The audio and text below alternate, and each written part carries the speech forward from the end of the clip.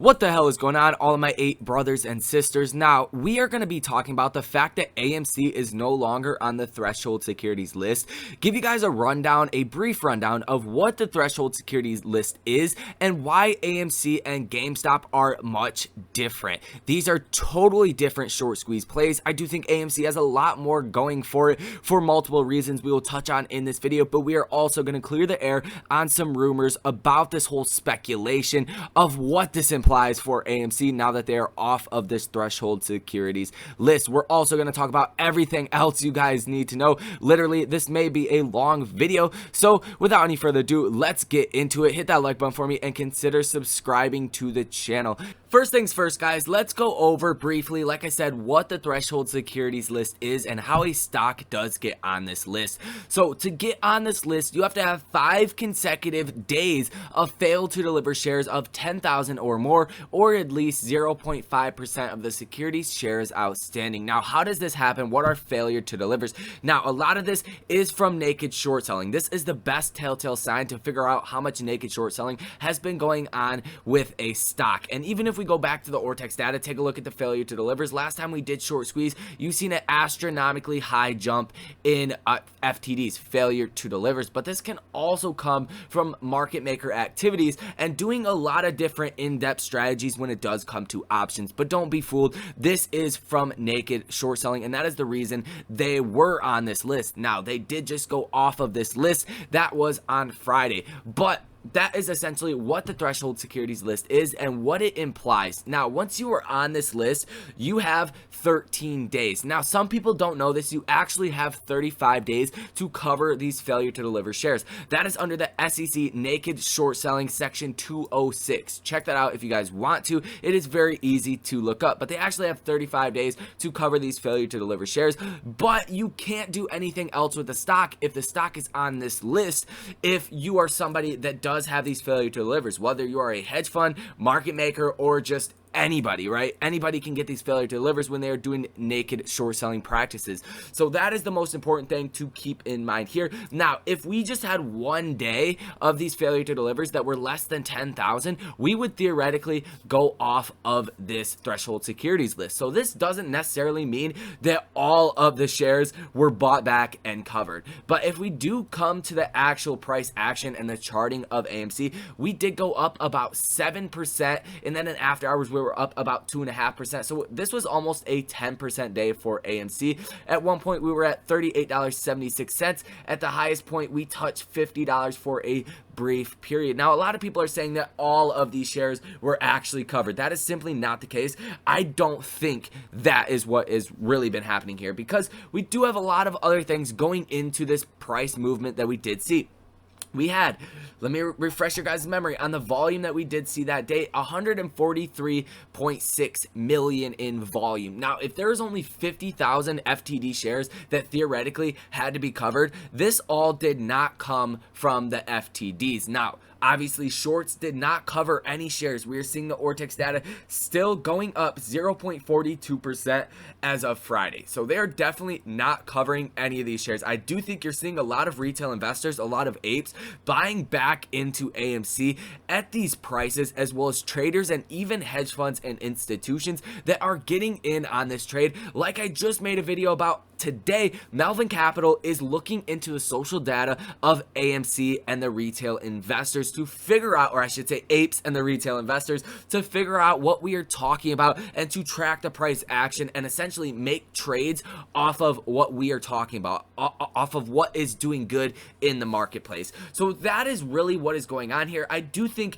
we could go back on this threshold securities list pretty much at any moment. We did see a huge spike in FTDs, which is definitely not off the table. The only thing this threshold securities list does do is obviously make these naked short sellers cover a little bit of shares. In the grand scope of things, 50,000 shares or 0.5% of the total outstanding shares in AMC is very low relative to the outstanding shares that are sold short, the legal shorts that we do know about. Now, that is not even to mention the synthetic short positions that have equivalent exposure of just selling a stock short.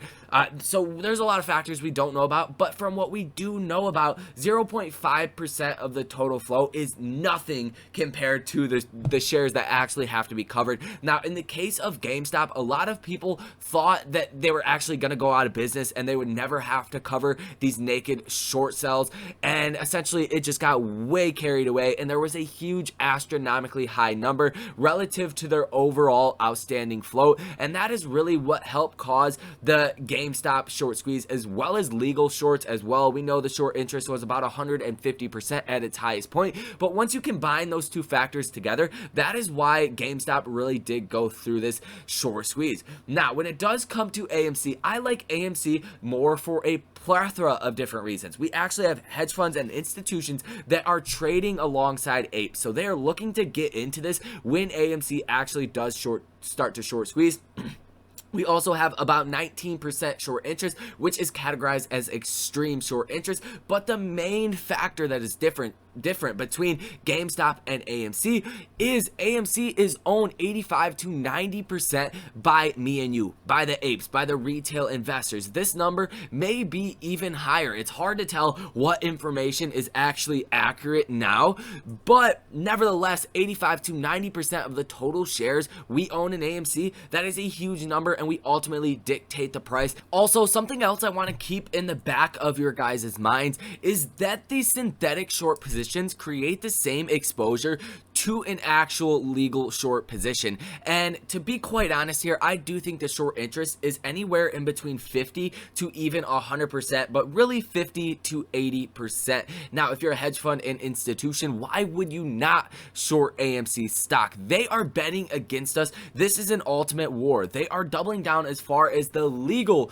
short positions are concerned, but why wouldn't they have all these synthetic short positions? And the fact that FINRA is acknowledging that this is a problem and needs to be more transparent for everybody, that, like they say, they don't even know how many synthetic short positions are actually out there on the markets. This is a huge red flag that the actual short interest is much higher in AMC specifically, but also a lot of other stocks. Now, this is also something that I do want to bring to your guys' attention. This is the article that everybody has been talking about, and this is basically going over the cycles. A 13-day cycle since a stock goes on the threshold securities list. Once that 13 days is up, 2 days later, then every share will have to be covered. And essentially, that is pretty much true, but you're going to have this culmination effect that we have already talked about. But the only part that I do want to point out here is right here.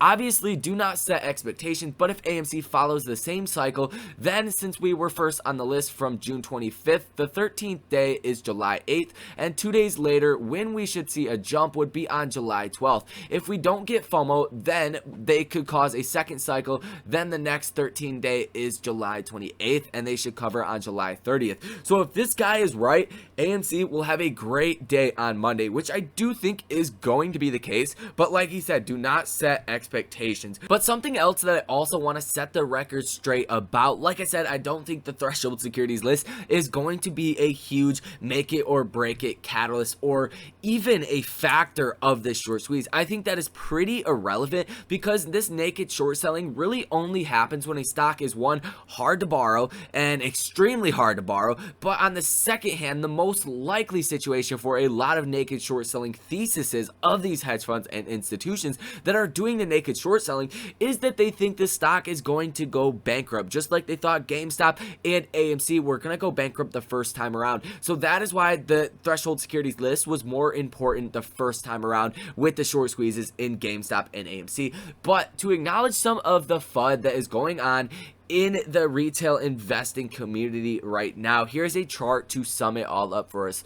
It says GameStop closing price and number of consecutive days on threshold.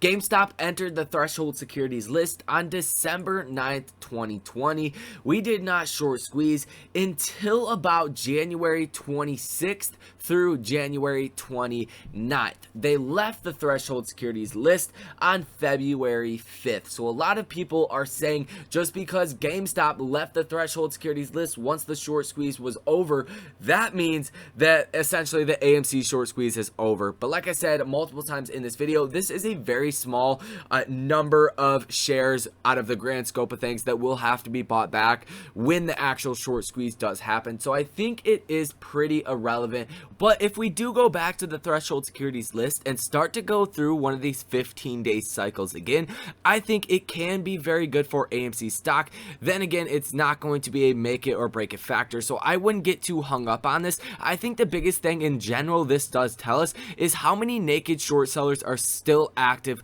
with AMC stock. Now, that is everything you guys need to know. We will be going over in a video after this one how to time the top of the AMC short squeeze, when you should sell out, and that's not going to be a recommendation by any means necessary, but when you should sell out, how long this is likely to actually short squeeze for, and what to do with your fat tendies once they are printed and done frying in the fryers. Now, with that being said, that is going to conclude this video. Hit that like button for me, as well as consider subscribing to the channel, and comment down below in the comment section, what do you think about this information and my insight into this topic. And if you guys want to get free stock, check out the link down below for public, no deposit necessary, no need to even link a bank account. You get up to $70 in your choice of free stock. It takes about 3 minutes time, and they also do not route your order flows to companies like Citadel. Zero payment for order flows. So these go straight to the lit exchanges. You get the best price, and you ultimately help take some money away from Citadel, which is very important